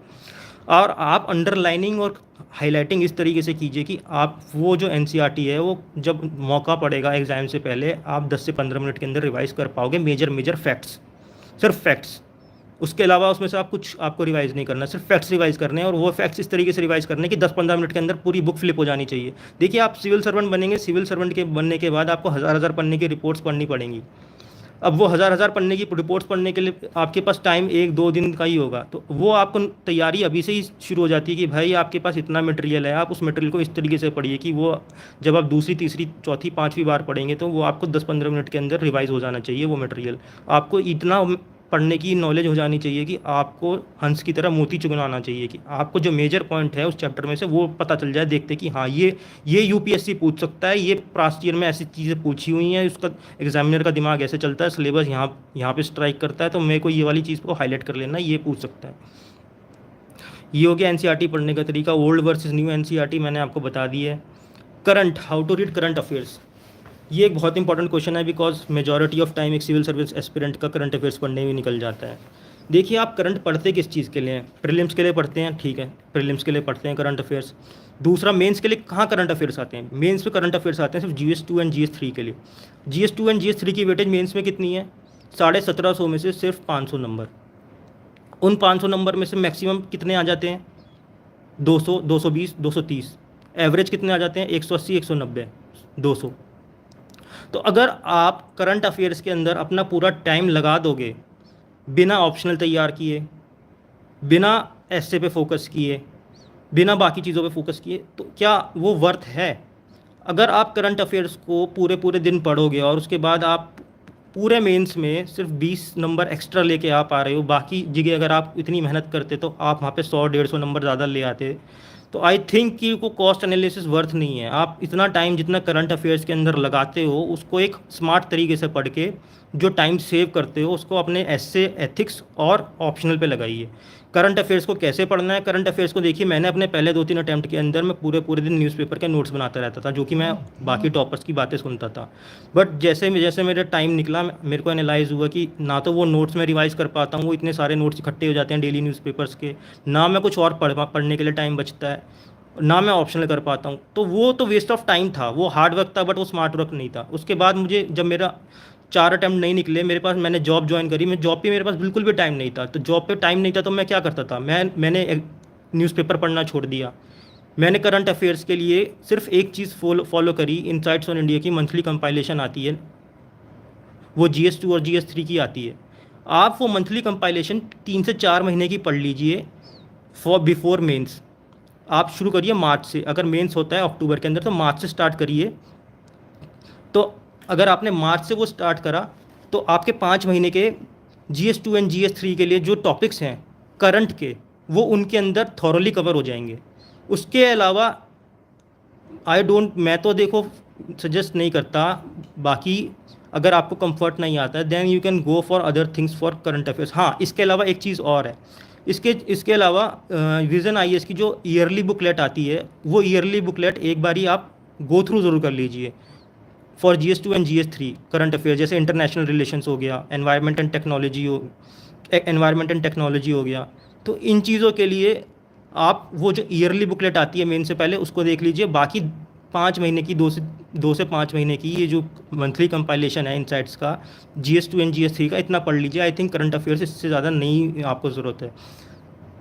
इसके अलावा न्यूज़पेपर देखिए, 4 अटेम्प्ट मैंने न्यूज़पेपर में निकाले तो मेरे को न्यूज़पेपर से काफ़ी ज़्यादा मतलब बेकार चीज़ लगती है। बट हाँ, अगर न्यूज़पेपर आपको पढ़ना है, क्योंकि ये देखिए स्मार्ट वर्क कैसे होता है, हार्ड वर्क होता है आप न्यूज़पेपर से नोट्स बना रहे हैं, स्मार्ट वर्क होता है कि आपको बने बनाए न्यूज़पेपर के नोट्स ये लोग दे रहे हैं, vision IAS, insights on India, बाकी कोचिंग सेंटर वाले आपको बने बनाए दे रहे हैं मंथली कंपाइलेशन के अंदर। तो उसको खोलिए, उसको रिवाइज करिए, क्यों अपना टाइम वेस्ट करना है नोट्स बनाने के अंदर उनको। और अगर आपको न्यूज़पेपर पढ़ना है, न्यूज़पेपर पढ़ने के लिए 1 घंटा निकालिए दिन में। 1 घंटे के अंदर न्यूज़पेपर का फ्रंट पेज पे हेडलाइन पढ़िए, पॉलिटिकल हेडलाइन पढ़िए और भूल जाइए, उसके बारे में डिटेल एनालिसिस नहीं करना है। फिर आपको आ जाना है एडिटोरियल वाले पेज पे। एडिटोरियल वाले पेज पे सिलेबस से रिलेटेड एडिटोरियल पढ़ने, पॉलिटिकल एडिटोरियल नहीं पढ़ने की बीजेपी कांग्रेस, आप कौन सी पार्टी कहाँ पे अच्छा कर रही है, कहाँ पे बेकार कर रही है, क्या हो रहा है क्या नहीं हो रहा। पॉलिटिकल एडिटोरियल्स को अवॉइड करिए। जो टॉपिक्स जो हमारे सिलेबस से रिलेटेड एडिटोरियल हैं उनको पढ़ना शुरू करिए। उसके बाद आइए इंटरनेशनल के पेज पे। इंटरनेशनल के पेज को पूरा नहीं पढ़ना, इंटरनेशनल के पेज पे देखिए अब यूक्रेन और रशिया का वॉर हो रहा है, डेली एक ही topic, Ukraine Russia war, Ukraine Russia war, Ukraine Russia war, daily पिछले 1 महीने से आ रहा है। अगर आपने एक दिन पढ़ लिया यूक्रेन रशिया वॉर और आपने उसके पीछे का लॉजिक पढ़ लिया कि भाई क्यों इन दोनों के पीछे का मुद्दा क्या है, लड़ाई क्यों हो रही है, क्या डेवलपमेंट्स चल रही हैं मेजर मेजर, इतना अगर आपने बेसिक पहले दिन ही रिसर्च कर ली तो मेरे ख्याल में इस टॉपिक से रिलेटेड आपको ज़्यादा कुछ पढ़ने की ज़रूरत नहीं है। डेली क्या आएगा कि आज उस पे हमला हुआ, आज कीव पे हमला हुआ, आज डॉनबास पे हमला हुआ, आज इतने लोग मर गए, आज उतने लोग मर गए। क्या ये आपको कहीं लेके जा रहा है? ये टाइम वेस्ट कर रहा है, कुछ नहीं कर रहा है। अगर आपने यूक्रेन और रशिया का वॉर पहले दिन ही एनालाइज करके नोट्स बना लिए, उसके बाद आपको उसको बस फॉलो करना है कि भाई कोई मेजर आउटकम तो नहीं आ रहा है, कोई मेजर कंट्रीज़ की कोई मीटिंग तो नहीं हुई है, अगर मीटिंग हुई है तो उसका क्या आउटकम है, कौन सी कंट्री का स्टैंड क्या है, बस इतना पता होना चाहिए। डीप में उसके ज़्यादा डेली नहीं पढ़ना उसको, इंटरनेशनल को। और इंटरनेशनल में आपको मेजर मेजर जो आपके टॉपिक्स हैं, WTO हो गया जो सिलेबस के अंदर लिखा हुआ है, आपके इंडिया के रिलेशंस, फॉरेन रिलेशंस हो गए, बस इतना इतना ही आपको पढ़ना है। ज़्यादा आपको बाकी के 20% आपको इंटरनेशनल के पेज को फोकस करना है, जो पूरा 100% पेज को आपको फोकस नहीं करना है। उसके बाद आइए इकोनॉमिक्स के पेज के ऊपर। इकोनॉमिक्स के पेज के ऊपर आपको पूरा नहीं पढ़ना है। किसी कंपनी का रिजल्ट आया, उस निफ्टी ऊपर गया नीचे गया, रिलायंस इंडस्ट्रीज़ का शेयर ऊपर गया नीचे गया, ये सब आपको इंपॉर्टेंट नहीं है। आपको सिर्फ वो पढ़ना है जो सिलेबस से लेके इंपॉर्टेंट है, जैसे कि RBI की पॉलिसी। उसके अंदर आपको वर्ड्स देखने हैं। RBI की पॉलिसी में रेपो रेट आपको पता होना चाहिए, जो वो वर्ड यूज़ कर रहा है। Core inflation, what is core inflation, core inflation, core sector, ये जो वर्ड्स यूज़ करे जाते हैं ना इकोनॉमिक के आर्टिकल के अंदर, वो आपको पता होने चाहिए कि कोर इन्फ्लेशन में क्या डिफरेंस है with respect to normal inflation. Core sector में कौन सी इंडस्ट्रीज़ आती हैं, उसका हमारी इकोनॉमी में कितना % वेटेज है। तो आपको इकोनॉमी के जो न्यूज़पेपर है उसके अंदर कंपनीज़ के रिजल्ट पे नहीं जाना है, स्टॉक मार्केट के रिजल्ट पे नहीं जाना है, इधर उधर के फालतू की रिजल्ट्स पे नहीं जाना है। जो सिलेबस में टर्म्स दी हुई हैं, RBI, monetary policy, inflation, unemployment, इनसे रिलेटेड टॉपिक्स आपको छाँट के पढ़ने हैं। इतना न्यूज़पेपर आप 1 घंटे में आराम से पढ़ पाओगे अगर आप स्पीड डेवलप कर लोगे। मेरे हिसाब से इसमें ज़्यादा टाइम नहीं लगता है। हाउ मैनी करंट अफेयर, देखिए एक जो नया एस्पिरेंट है उसको 2 साल के करंट अफेयर्स तो पहले रिवाइज करने, पुराने पढ़ने चाहिए, ताकि वो जो आज चल रहा है वो उसको ठीक से समझ पाए। क्योंकि देखिए एक कोई अगर करंट अफेयर्स के अंदर मुद्दा चल रहा है वो आज नहीं जन्म लेता है, वो पहले से चलता हुआ आ रहा होता है। एग्रीकल्चरल क्राइसिस आज के इंडिया में चल रहा है। एग्रीकल्चरल जो क्राइसिस है वो आज से नहीं चल रहा है, वो 2 साल पहले से इश्यूज़ चल रहे हैं। तो अगर आप 2 साल पहले के इश्यूज़ को, 2-3 साल के पहले के इश्यूज़ को समझ जाओगे तो आपको आज का जो इशू चल रहा है वो समझने में बहुत ईजी हो जाएगी। तो मेजर जो इश्यूज़ पिछले 2-3 साल के जो चल रहे हैं वो पता होने चाहिए आपको, मेजर मेजर, क्योंकि जो भी एग्जामिनर होता है वो एग्जामिनर ये देखता है कि जो आज के इशू हैं वो कितने रेलिवेंट हैं, कितने इंपॉर्टेंट हैं। कोई ऐसा इशू तो नहीं है कि लॉन्ग लास्टिंग इशू है, वो चलता आ रहा है, तो वो पूछ लेगा, बड़े प्यार से पूछ लेगा उसको। तो एक नए बंदे के लिए यूपीएससी को सिलेबस को होल्ड ऑन करने के लिए उसको पिछले 2-3 साल का मेजर मेजर करंट अफेयर्स के टॉपिक पता होने चाहिए। एक जिसने तैयारी कर ली है उसको ऑलरेडी पता होते हैं, तो वो सिर्फ 4 से 5 महीने के मेन से पहले के करंट अफेयर्स के ऊपर फोकस करे, वो काफ़ी है। हाउ टू रीड न्यूज़पेपर मैंने बता दिया। न्यूज़पेपर कौन सा मैं पढ़ता था, मैं हिंदू पढ़ता था। अगर पढ़ता था तो पहले 4 अटेम्प्ट में हिंदू पढ़ा, 5वें में मैंने कोई न्यूज़पेपर नहीं पढ़ा। पर अगर पढ़ना चाहते हो तो हिंदू ही पढ़ना, क्योंकि हिंदू में थोड़ी चीज़ें सिलेबस से रिलेटेड अच्छी देती हैं। विच मैगजीन्स टू फॉलो, मैंने कोई मैगजीन फॉलो नहीं करी। शुरू में मैंने मैगजीन्स फॉलो करी थी, इंटरनेशनल के लिए भी, ये भी वो भी। मैंने बाद में सब मैगजीन्स छोड़ दी, क्योंकि कोई टाइम कॉस्ट बेनिफिट एनालिसिस नहीं है मैगजीन से। क्योंकि मैंने आपको बताया करंट अफेयर्स से हम GS2 या GS3 के लिए पढ़ रहे हो, GS2 GS3 का करंट अफेयर्स आपका वैसे भी हो सकता है। अगर आप मंथली किसी का भी कंपाइलेशन ले लीजिए, विजन IAS का ले लीजिए, इनसाइट्स ऑन इंडिया का ले लीजिए, तो उसके लिए मैगजीन्स की इतनी कोई ज़रूरत नहीं है। मैगजीन्स में आपको जब जाना है कि आप रिसर्च एंड एनालिसिस कर रहे हो, आपको रिसर्चर नहीं बनना है, आपको टेक्निकल एनालिस्ट नहीं बनना है, आपको सिर्फ एक जर्नलिस्ट बनना है कि इन पेपर का नाम जर्नल स्टडीज़ है, कुछ सोच समझ के पेपर का नाम रखा गया है जर्नल स्टडीज़, तो आपको उस जर्नल पे ही फोकस करना है। तो उसके लिए आपको कोई मैगजीन्स की, अगर आपका ऑप्शनल पॉलिटिकल साइंस है तो हाँ आप मैगजीन पढ़िए, आप पढ़िए वर्ल्ड अफेयर्स के ऊपर मैगजीन्स, साइंस एंड टेक्नोलॉजी के ऊपर। अगर आपको साइंस में इंटरेस्ट है, आपको ऑप्शनल साइंस से रिलेटेड है, तो आप ज़रूर पढ़िए साइंस एंड टेक्नोलॉजी के ऊपर मैगजीन। एल्स मैं नहीं बोलूँगा कि कोई मैगजीन पढ़िए। करंट अफेयर से रिलेटेड मैगजीन्स भी अगर आप पढ़ना चाहते हैं तो पढ़िए, बट आई वुड से कि भाई किसी कोचिंग का करंट अफेयर्स का कंपाइलेड मटेरियल पढ़िए, वो ज़्यादा फोकस्ड होता है यूपीएससी के लिए। विज़न IAS का फ्री में अवेलेबल होता है। मैं किसी का प्रमोशन नहीं कर रहा हूँ, मैंने जो पढ़ा है मैं आपको बता रहा हूँ। Vision IAS, insights on India, ये चीज़ें फ्री में अवेलेबल हैं, इनको फ्री में पढ़िए, तो ये सब आपका करंट अफेयर्स के लिए हो जाएगा। हाउ यू स्टार्टेड प्रिपरेशन, मैंने आपको बता दिया कि मैंने प्रिपरेशन अपने आप स्टार्ट करी थी जब मैं CA क्लियर किया। उसके बाद मैंने 3 साल जॉब करी। 3 साल जॉब करके मुझे कोई ज़्यादा रिकग्निशन, कुछ ज़्यादा इंपॉर्टेंस फील नहीं हुई जो मैं कर रहा था अपने काम की, तो काफ़ी बोरिंग हो गया था मेरे लिए। तो मुझे लगता था कि इंडिया में इसके बाद क्या टफ़ हो सकता है, क्या एग्ज़ाम है जिससे कि एक्सेल हो सकता है, इससे ऊपर क्या है। तो मैंने उस पर फोकस किया। तो इस व्हेन टू स्टार्ट यूपीएससी, देखिए सबका अपना अपना अलग जर्नी है, सबकी अपनी अलग कंडीशंस हैं। तो व्हेन टू स्टार्ट यूपीएससी, अगर एक बच्चा यूपीएससी करना चाहता है तो आई वुड से कि वो 8th क्लास से ही स्टार्ट हो जाए यूपीएससी की प्रिपरेशन करना। क्योंकि यूपीएससी की प्रिपरेशन है क्या, जो हम स्कूल में पढ़ते थे उसी को हमने बेस लेके NCERT को ऊपर तक लेके जाना है। तो अगर आपका बेस शुरू में ही तैयार हो गया है तो आपको बाद में बहुत ईजीनेस फील हो जाएगी। और अगर आपने 8th क्लास में आपने स्कूल ग्रेजुएशन के बाद आपने सोचा कि यूपीएससी की तैयारी करनी है, या आपने ग्रेजुएशन के टाइम पे सोचा कि भाई यूपीएससी की तैयारी करनी है, तो आई वुड से कि देखिए यूपीएससी एक बहुत ही ज़्यादा गैम्बल है। यूपीएससी कोई भी बंदा कितनी भी तैयारी कर ले, कोई गारंटी नहीं है कि भाई निकलेगा या नहीं निकलेगा। आई वुड से कि आप एक अपनी टेक्निकल डिग्री साथ में परस्यू करिए, यूपीएससी की प्रिपरेशन शुरू कर दीजिए ग्रेजुएशन में ही, बट उसके साथ एक टेक्निकल कोर्स ज्वाइन कर लीजिए, कोई CA, डॉक्टर, इंजीनियर कुछ भी बनिए, बट बन जाइए भाई, क्योंकि इसकी कोई गारंटी नहीं है। मैंने 5 अटैम्प्ट लगाए हैं, 5वें में भी नहीं निकलता, कोई गारंटी नहीं थी इसका निकलेगा या नहीं निकलेगा। काफ़ी लोग ऐसे होते हैं 6-6 अटैम्प्ट निकाल के नहीं हो पाता है। तो एक ऑल्टरनेट इसका बना के रखिए अपना, कोई ना कोई ऐसी डिग्री लीजिए जो आपको लाइफ में आगे काम आएगी, आपके साथ चलेगी। यूपीएससी के लिए प्रिपरेशन स्टार्ट जितनी जल्दी कर सकते हो, अगर करना है तो उतनी जल्दी कर लीजिए। ग्रेजुएशन सही टाइम है। अगर उससे भी पहले आपको बचपन से ही इंक्लिनेशन है तो 8-9th क्लास में स्टार्ट कर दीजिए यूपीएससी के लिए प्रिपरेशन, बट साथ में एक कोई टेक्निकल कोर्स ज़रूर करिए। डेली कितने टाइम पढ़ाई करनी चाहिए, देखिए डिपेंड करता है हर आदमी के ऊपर। कोई बंदा होता है जो बहुत जल्दी ग्रैप्स कर लेता है, उसके लिए 5 घंटे मिनी इनफ हैं। जैसे कि मैंने अपने लास्ट अटैम्प्ट में किया, मैं जॉब ज्वाइन करी थी, जॉब के साथ मुझे टाइम नहीं मिलता था। मैं सुबह उठता था 7 बजे, 8 बजे ऑफिस भागता था, दिल्ली के ट्रैफिक जैम को निकलता हुआ, आपको पता है कि 2 घंटे लग जाते हैं ट्रैफिक में निकलने के लिए, तो जल्दी निकलना पड़ता था। शाम को थकार के आता था 7 बजे, 8 बजे, वही 3-4 घंटे शाम को मिलते थे, और दिन में ऑफिस में जितना मैं मोबाइल पे पढ़ पाता था उतना पढ़ पाता था। तो आखिरी में मैंने 4-5 घंटे से ज़्यादा पढ़ाई नहीं करी।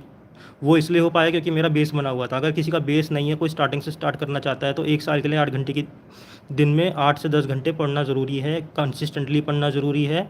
और 1 साल से ज़्यादा का टाइम नहीं चाहिए आपको इसके लिए। 1 साल में अगर आपने 8 से 10 घंटे कंसिस्टेंटली पढ़ा तो आपका बेस बहुत अच्छे से तैयार हो जाएगा। उसके बाद आपको यूपीएससी में जॉब छोड़ के या कुछ करके तैयारी करने की ज़रूरत नहीं है। मेरे को मोटिवेशन कहाँ से मिली? देखिए, मेरे को मोटिवेशन, मैंने आपको बताया कि मुझे ये करना था कि मुझे इंडिया में और सीए से ऊपर कौन सा एग्ज़ाम है, इसलिए मैंने यूपीएससी स्टार्ट किया। उसके बाद जब फेलियर्स होते रहे तो मेरे को ये था कि बस क्लियर तो करना है, कैसे भी करना है। आखिर में जब मैंने जॉब ज्वाइन करी, अपना अटैम्प्ट ड्रॉप किया, तो मैंने छोड़ दिया था कि हाँ सिविल सर्विसेज अब मैं कभी कर पाऊँगा। बट हाँ, फिर मेरा जो लकीली मेरी जो जॉब थी वो यूपीएससी के पास में ही थी, तो रास्ते में डेली यूपीएससी पढ़ता था। मैं लोगों को देखता था कि जब इंटरव्यू का सीज़न आता था, लोग इंटरव्यू के लिए लाइन लगा के बाहर खड़े होते थे, या मैं डेली यूपीएससी के बाहर से जाता था, तो मुझे काफ़ी लगता था कि मैंने इस चीज़ को इतना परस्यू किया और अब छोड़ना पड़ रहा है या छोड़ दिया मैंने, तो मुझे काफ़ी फील होता था। तो वो मेरे को मोटिवेशन भी देता था कि भाई करना तो है, करते करते रहेंगे, होगा तो देख लेंगे, नहीं होगा तो भी देखेंगे, करना तो है। तो ये मेरा मोटिवेशन था। टाइम टेबल के लिए देखिए, मैंने शुरू में तो टाइम टेबल बनाया, पहले 2-3 अटैम्प्ट के अंदर टाइम टेबल बनाया, तो उसमें यही टाइम टेबल था कि भाई सैटरडे संडे को ऐसे करना है, इक्वल टाइम देना है हर चीज़ को। ऑप्शनल और एथिक्स को ज़्यादा वेटेज देनी है, क्योंकि उनमें ज़्यादा स्कोर अच्छा हो सकता है। करंट अफेयर्स को टाइम देना चाहिए, बट उतना ही टाइम देना चाहिए जिनका उतना उनका वेटेज है। बाकी आपको वर्क टाइम टेबल अपने हिसाब से बनाना चाहिए। आपको हर टॉपिक को, हर हर सब्जेक्ट को इक्वल वेटेज देनी है। कोई भी सब्जेक्ट ऐसा नहीं है जिसको आप छोड़ के जा सकते हो। देखिए, मैं ये नहीं कह रहा कि हर सब्जेक्ट को इक्वल वेटेज दीजिए। इक्वल वेटेज का मतलब ये है कि भाई ऑप्शनल और एथिक्स को तो आपको ज़्यादा वेटेज देनी है टाइम की। उसके बाद आपको जो बाकी के जो पेपर्स हैं उन पे उतना ही टाइम देना है जितना कि मतलब उनको उतना तो टाइम देना पड़ेगा ना जितना कि उनको पास करने के लिए ज़रूरी है। अगर आपका एक भी पेपर में बैक आ गया, मतलब बैक का मतलब है 100 से नीचे, अगर आपके जीएस में 90 से नीचे मार्क्स आ गए, तो यू आर नो वेयर। हर पेपर को एक एवरेज पेपर तो बनाना ही है ना आपको। एक एवरेज पेपर बनाने के लिए टाइम उतना देना पड़ेगा, बट जो एक्सेल करने के लिए टाइम देना है, जिसमें कि एक्सेल हो सकता है, वो एक्सेल करने वाले पेपर्स हैं एथिक्स, एसए और ऑप्शनल। तो इन पे ज़्यादा फोकस कीजिए, बाकी को भी टाइम दीजिए, बाकी को निगलेक्ट मत कीजिए, बट इतना टाइम मत दीजिए कि उनका टाइम आप इनसे ले लीजिए, कि एथिक्स से ले लिया, ऑप्शनल से ले लिया। क्योंकि कॉस्ट बेनिफिट एनालिसिस कीजिए हर चीज़ का। उसके बाद हाउ टू चूज़ ऑप्शनल। देखिए, ऑप्शनल मैं ऑलरेडी बता चुका हूँ ऑप्शनल कैसे चूज़ करना चाहिए। ऑप्शनल वो चूज़ करना चाहिए जिसमें आपका बैकग्राउंड हो। एक तो ये फैक्टर हो गया। बैकग्राउंड के अलावा आपका इंटरेस्ट किस ऑप्शनल के अंदर है, वो वाला ऑप्शनल देख लीजिए। किसका सिलेबस कंसाइज है वो देख लीजिए। किसका मटेरियल मार्केट में अवेलेबल है, वो वाला ऑप्शनल देखिए। और भीड़ को फॉलो मत कीजिए कि भीड़ फॉलो कर रही है एंथ्रोपोलॉजी तो मैं एंथ्रोपोलॉजी ले लूँगा, भीड़ फॉलो कर रही है पॉबेट तो मैं पॉबेट, सोशोलॉजी तो सोशोलॉजी। एक और क्राइटेरिया हो सकता है कि जो ऑप्शनल आपको हेल्प करे जीएस के अंदर, वो वाला ऑप्शनल ले लीजिए। बट मैं ये सजेस्ट करूँगा कि ये वाला क्राइटेरिया सबसे एंड में रखना चाहिए। क्राइटेरिया वो होना चाहिए जिससे कि आपको ऑप्शनल में सबसे ज़्यादा मार्क्स लाने की मोटिवेशन मिले। वो है कि आपका इंटरेस्ट किस ऑप्शनल के अंदर है, आप उस ऑप्शनल पे कितना फोकस हो, आप उस ऑप्शनल में कितनी आपकी ऑलरेडी नॉलेज है, कितना कंसाइज सिलेबस है, कितना कंसाइजली वो कवर हो सकता है, कितने कम टाइम के अंदर वो कवर हो सकता है, कितने अच्छे नोट्स उसके अवेलेबल है मार्केट के अंदर। उसके बाद सोशल मीडिया। देखिए, मैं सोशल मीडिया पे तो यूपीएससी क्लियर करने के बाद ही आया हूँ। मैं पहले भी था, बट मैं पहले मेरा कोई सोशल मीडिया पे फ्रेंड, मैंने सबको डिफ्रेंड कर रखा था। मैंने डिफ्रेंड इसलिए नहीं किया था कि मैं बहुत ज़्यादा फोकस था यूपीएससी को लेके। मैंने सबको अनफ्रेंड इसलिए कर रखा था कि भाई मैं काफ़ी सारा गिल्टी फील करता था अपने आप को, कि मेरे बाकी फ्रेंड्स जो थे वो काफ़ी अच्छी अच्छी जॉब्स के अंदर एक्सेल कर रहे थे और मैं कहीं पे भी नहीं था। मैं तो एक यूपीएससी एग्ज़ाम के पीछे घर पे 4 साल बैठ के तैयारी कर रहा था और कहीं नहीं पहुंच पा रहा। बाद मैंने सोशल मीडिया पे ये एक चीज़ ज़रूर कर रखी थी, मैंने फेसबुक पे जितने भी ये हो सकते हैं, करंट अफेयर्स के हो सकते हैं, या कोई भी वर्ल्ड हेल्थ ऑर्गेनाइजेशन हो गया, यूएन हो गया, इंडियन गवर्नमेंट की पीआईबी साइट्स हो गई, इन सबको सब्सक्राइब कर रखा था। मैं अपना फेसबुक खोलता था जब भी मुझे एंटरटेनमेंट करना होता था, तो मैं इनके जो अपडेट्स आते थे उनको बस स्क्रॉल डाउन करता था, तो उससे मुझे इनके अपडेट्स मिल जाते थे और मेरा थोड़ा वो हो जाता, मतलब टाइम रिफ़्रेश हो जाता था। इससे ज़्यादा मैंने सोशल मीडिया का यूज़ नहीं किया। ऑनलाइन ऑफलाइन तैयारी दोनों तरीके से कर सकते हैं। देखिए, मैंने दोनों करी है। शुरू में मैंने ऑफलाइन तैयारी करी है, ऑफलाइन इन द सेंस कि मैं घर पे बैठ के 4 साल तैयारी करी। उसके बाद लास्ट अटेम्प्ट में जब मेरे पास टाइम नहीं था, तो मैं ऑफिस में ही अपने मोबाइल पे मैंने हर मटेरियल डाउनलोड मोबाइल पे किया। मैं मोबाइल पे ऑफिस के टाइम पे पढ़ता था, लंच में पढ़ता था, जब भी ट्रैवल कर रहा होता था, जब पढ़ता था, कहीं भी जाता था तो पढ़ता था। तो मैंने मोबाइल के ऊपर ऑनलाइन सारी तैयारी करी। एक छोटे से मोबाइल के ऊपर मैंने सारी चीज़ें, मैंने अपने मेंस का पूरा सिलेबस ऑप्शनल से लेकर जीएस का मैंने सारा मोबाइल पे पढ़ा है, ऑनलाइन पढ़ा है। सिलेबस सिलेबस कैसे पढ़ें, सिलेबस मैंने ऑलरेडी कवर कर लिया है। नोट्स वर्सेस टेक्स्ट बुक से भी मैंने बता दिया। नोट्स देखिए, नोट्स अगर आपको अवेलेबल हैं, टेक्स्ट बुक तो आपका कोई ऑल्टरनेटिव है ही नहीं। आपको टेक्स्ट बुक तो पढ़नी है 2 से 3 बारी, उसके बाद नोट्स बना रखे हैं या बने हुए मिल रहे हैं तो बेस्ट है। उसके बाद नोट्स पे ही रिवाइज करना है, बट टेक्स्ट बुक जब तक नहीं पढ़ोगे उन नोट्स का फ़ायदा नहीं है। रिवीजन कैसे करना है, रिवीजन जितनी बारी हो सके उतनी बार रिवीजन करना है। देखिए क्योंकि रिवीजन ही आपको चीज़ों को याद मेमोराइज़ करने में हेल्प करेगा। रट्टा मारने से इतना सारा सिलेबस है, रट्टा नहीं लगेगा। आप जब एक चीज़ को 10 बारी रिवाइज कर लोगे, 10 बारी पढ़ लोगे तो रिवीजन हो जाता है। रिवीजन करने का सबसे अच्छा तरीका ये है कि अपने मोबाइल में चीज़ों को डालो। जब भी कहीं जा रहे हो, खाली हो, कुछ कहीं घूम रहे हो तो उसको निकाल लिया, जब भी खाली टाइम हो तो मोबाइल के ऊपर उसको एक बारी ग्लैंस मार लिया तो वो रिवीजन हो जाती है। अपार्ट फ्रॉम दिस आप लोगों के जो क्वेश्चंस हैं मैं वो ले लेता हूँ एक बारी।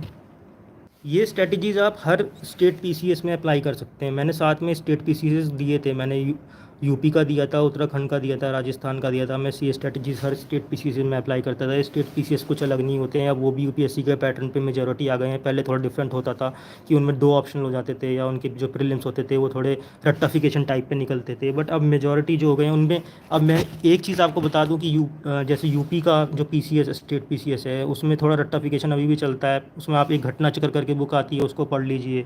राजस्थान का राजस्थान स्पेसिफिक खुद पढ़ लीजिए। जिस भी स्टेट का एग्ज़ाम दे रहे हैं उस स्टेट का स्पेसिफिक एग्ज़ाम आपको उसकी उस स्टेट की नॉलेज आपको होनी चाहिए, तो उसके लिए वो बुक पढ़ लीजिए। थोड़ा रट्टाफिकेशन उनमें अभी भी चलता है तो प्रीलिम्स के अंदर, तो वो ज़रूर कर लीजिए। प्लस जो स्ट्रेटजीज़ आप यूपीएससी के लिए बना रहे हैं वो हर स्टेट पीसीएस के लिए काम करेगी। देखिए, जो स्ट्रेटजी फादर के लिए काम करेगी वो बेटे के लिए क्यों नहीं करेगी। यूपीएससी फादर है, स्टेट पीसीएस बेटे हैं, तो उनके लिए काम तो करेगी ही करेगी। उसके लिए अलग से कोई स्ट्रेटजीज़ नहीं होती हैं। मॉक स्ट्रेटजीज़ फॉर प्रीलिम्स, देखिए प्रीलिम्स के लिए मैंने आपको बताया जितने मॉक्स हो सकते हैं। मॉक्स बहुत सारे फ्रीली अवेलेबल होते हैं, विजन आईएएस के अवेलेबल हैं, जीएस स्कोर के अवेलेबल हैं। जितने हो सकते हैं सबको दीजिए। मैं प्रीलिम्स के लिए एक और आपको टिप देना चाहूँगा। प्रीलिम्स में आप एलिमिनेशन स्ट्रेटजी को फॉलो कीजिए। जितने भी एलिमिनेट कर सकते हैं आप ऑप्शन, उनको एलिमिनेट करिए। आपको 4 में से एक ऑप्शन पता है कि ये गलत है, तो आप नीचे वाले ऑप्शन में से वो जो 4 ऑप्शन, वो एक ऑप्शन जिन 4 में से 3 में आ रहा है उसको एलिमिनेट कीजिए, तो आंसर निकल जाएगा। तो ये आप अपनी प्रैक्टिस कीजिए मॉक्स के अंदर, तो इससे आपकी काफ़ी सारी चीज़ें क्लियर हो जाएंगी। देखिए, आप अपना टाइम को डिवाइड कर लीजिए। एसए के लिए सिर्फ आप सैटरडे संडे रखिए, बाकी का टाइम आप सारी प्रिपरेशन के लिए कीजिए। एक बारी सारी रीडिंग मार लीजिए एनसीईआरटीज़ की। वो एनसीईआरटीज़ की रीडिंग आपकी 1 से 2 महीने में निकल जाएगी। 1 साल है आपके पास। उसके बाद ऑप्शनल तैयार कर लीजिए। ऑप्शनल तैयार आपका 3 महीने में हो जाएगा, 3 से 4 महीने में। उसके बाद आप अपनी तैयारी जो है वो आपकी मेजॉरिटी तैयारी हो जाएगी उसकी। और टाइम मैनेजमेंट के लिए आपको टाइम देखिए खुद ही मैनेज करना पड़ता है। सिलेबस इतना नहीं है। सिलेबस अगर आप सिलेबस को पढ़ोगे तो सिलेबस बहुत कंसाइज है। हमने इसको सिलेबस को वास्ट बना रखा है, कोचिंग सेंटर्स ने वास्ट बना रखा है, हम लोगों ने वास्ट बना रखा है, क्योंकि हम सोचते हैं कि अंडर द सन वो कुछ भी पूछेगा, कुछ भी पढ़ेगा, बट ऐसा नहीं है। अगर आप सिलेबस को ठीक से पढ़ोगे, उसके टर्म्स को ठीक से पढ़ोगे, तो आपको बहुत सारी चीज़ें ऐसी होंगी कि जो आप पढ़ रहे थे वो काम की नहीं है, वो आप छोड़ दोगे। इकोनॉमिक करंट के लिए कहाँ से पढ़े, एक तो इकोनॉमिक सर्वे तो आपको पढ़ना ज़रूरी है, बजट पढ़ना ज़रूरी है। ये दोनों चीज़ें तो आपको पता होनी चाहिए अच्छी तरीके से। प्लस आप विजन आईएएस या इनसाइट्स की मंथली कंपाइलेशन ले लीजिए। इनसाइट्स का जो होता है सिक्योर का, मैं जब भी इनसाइट्स की बात करता हूँ तो सिक्योर कंपाइलेशन की बात करता हूँ, उसको लीजिए। वो सिक्योर से देखिए होता क्या है कि एक ही क्वेश्चन ना वो आपका हर मंथ में 2-3 बार आता है और उसका सेम कंटेंट होता है। तो आपको जब 2-3 बारी पढ़ लेते हो ना उस क्वेश्चन को 2-3 मंथ के सिक्योर में, तो आपको याद हो जाता है वो। तो इकोनॉमिक करंट वहाँ से पढ़ लीजिए। प्लस इकोनॉमिक सर्वे का किसी भी कोचिंग सेंटर का या किसी भी प्लेटफॉर्म का आप वो ले लीजिए, कंसाइज नोट ले लीजिए। प्लस बजट पढ़ना आपको ज़रूरी है। CSAT is complicated year by year. CSAT complicated नहीं है भाई। सी सेट को तुम लोग इतना लाइटली ले लेते हो, कॉम्प्लिकेटेड हो जाता है। सी सेट को छोड़ो मत। सी सेट की प्रैक्टिस 2 से 3 मॉक लगा लो सी सेट के, और उसमें ये प्रैक्टिस करो कि भाई जो क्वेश्चन डिफ़िकल्ट है उसको छोड़ देना है, उस पर टाइम वेस्ट नहीं करना है। बाकी क्वेश्चन में से मेरे को 30 से 35-40 क्वेश्चन ऐसे कर देने हैं जिनमें कि मेरे श्योरिटी है कि वो बिल्कुल ठीक है। बाकी जो डिफ़िकल्ट क्वेश्चन हैं उनको मैं बाद में देखूंगा, उन पर टाइम वेस्ट नहीं करना है। अगर आप एक क्वेश्चन पे 15 मिनट लगा दोगे तो सी सेट में से 40 क्वेश्चन, 80 में से 40 क्वेश्चन कहाँ से होंगे। मैथ्स ज़रूरी है, मैथ्स ज़रूरी नहीं है। देखिए, सी सेट में मैथ्स है, उसके लिए आप कोई किसी से भी एक बारी जो भी सी सेट की कोचिंग कराता हो या कोई सी सेट जिससे आपको मैथ मतलब उसमें जो बेसिक मैथ्स है 10th से नीचे लेवल का मैथ्स है वो चाहिए। Speed, distance, number system, percentages, profit loss, तो ये तो आप कहीं से या तो यूट्यूब पे पढ़ लीजिए, ऑनलाइन पढ़ लीजिए, या कहीं से कोचिंग ले लीजिए। इसमें मैथ्स इतना हाई फाई मैथ्स नहीं है यूपीएससी के अंदर, सिर्फ सी सेट तक ही मैथ्स है जिनको मैथ्स चाहिए, मतलब अगर मैथ्स से डर लगता है तो, और वो बेसिक मैथ्स है, 7th 8th क्लास का मैथ्स है, बस उसमें आपको स्पीड चाहिए, थोड़ी ट्रिक्स चाहिए, वो ट्रिक्स आप सीख लीजिए, यूट्यूब पे काफ़ी सारी वीडियोज़ हैं, वहाँ से पढ़ लीजिए तो उसमें हो जाएंगी। सर यूपीएससी के मेडिकल में तो कोई दिक्कत नहीं आती है ना? नहीं, मेडिकल में कोई दिक्कत नहीं आती है, सिर्फ आईपीएस के लिए देखा जाता है कि आपकी नॉकनीज तो नहीं है, बाकी सबके लिए कोई ज़्यादा दिक्कत नहीं आती है। आपका वेट नॉर्मल होना चाहिए, ओवर वेट नहीं होना चाहिए, अगर ओवर वेट है तो थोड़ा टाइम दिया जाता है आपको कम करने के लिए। तो मेडिकल में ज़्यादातर लोगों को दिक्कत नहीं आती है। ऐसे कैसे इम्प्रूव करें? ऐसे भाई जितने ऐसे लिखोगे हर सैटरडे संडे को उतने इम्प्रूव होंगे, ऐसे नोट्स बना लो, ऐसे के टॉपिक्स के मैं बता चुका हूँ। सर मेंस राइटिंग आपका कैसे इम्प्रूव हुआ? मेंस आंसर राइटिंग भाई मैंने ज़्यादा प्रैक्टिस नहीं करता, मैं विश्वास नहीं करता। मैं तो दो दो हर ऑप्शनल के पेपर लिखता था और उन पर देखता था कि कहाँ पे गड़बड़ी है। हाँ, एक चीज़ मैं बताना भूल गया कि आप काफ़ी सारे प्लेटफॉर्म्स पे टॉपर्स के आंसर शीट्स पड़ी हुई होती हैं जो उन्होंने लिखी होती हैं, तो उन टॉपर्स की आंसर शीट्स को लीजिए, उनको पढ़िए, उनके आंसर राइटिंग के स्ट्रक्चर को देखिए और अपने आंसर राइटिंग के स्ट्रक्चर को मैच करने की कोशिश कीजिए, तो आपके आंसर राइटिंग के स्ट्रक्चर मैच हो जाएंगे। सर विज़न टेस्ट में 70 आ रहे हैं प्री में। नहीं भाई, 70 से नहीं होगा, 70 नहीं, कम से कम 100 लाओ। एलिमिनेशन की स्ट्रेटजी फॉलो करो, एक 4 में से अगर एक जो पॉइंट दिया हुआ है वो पता है कि ये गलत है, तो उस पॉइंट को देखो कि वो ऑप्शंस में कितने ऑप्शंस में आ रहा है, उससे 3 ऑप्शन या 2 ऑप्शन तो कट जाएंगे। और जितने ज़्यादा से ज़्यादा क्वेश्चन अटैम्प्ट कर सकते हो प्रीलिम्स के अंदर, मैं तो 99 क्वेश्चन अटैम्प्ट करके आता था, तो 99 तो मत ही करो ज़्यादा। नेगेटिव, देखिए नेगेटिव मार्किंग एक बहुत ही बड़ा मिथ है भाई, नेगेटिव मार्किंग से कुछ डरने की ज़रूरत नहीं है। अगर आप 4 क्वेश्चन अटैम्प्ट करते हो जो कि नहीं आते आपको, उसमें से आप अगर एक गलत करते हो तब आपका स्कोर होता है नेगेटिव। अगर आप 4 में से 3 गलत करते हो तब आपका स्कोर होता है नेगेटिव। अगर आप 4 में से 2 गलत करते, 2 सही करते हो तो आपका स्कोर कहीं नहीं जाता, और 4 में से 3 सही कर दिए तो आपका स्कोर ऊपर हो जाता है। तो भाई मैथ्स लगाओ उसके अंदर, जितने ज़्यादा से ज़्यादा क्वेश्चन अटैम्प्ट कर सकते हो करो, बट रिस्क उतना ही लो जितना कि आप झेल सको। बाकी क्वेश्चंस ख़त्म हो गए हैं। ठीक है भाई, thank you everyone. I hope कि मेरी जो भी मैंने आपके साथ डिस्कस किया it will help you all. Bye.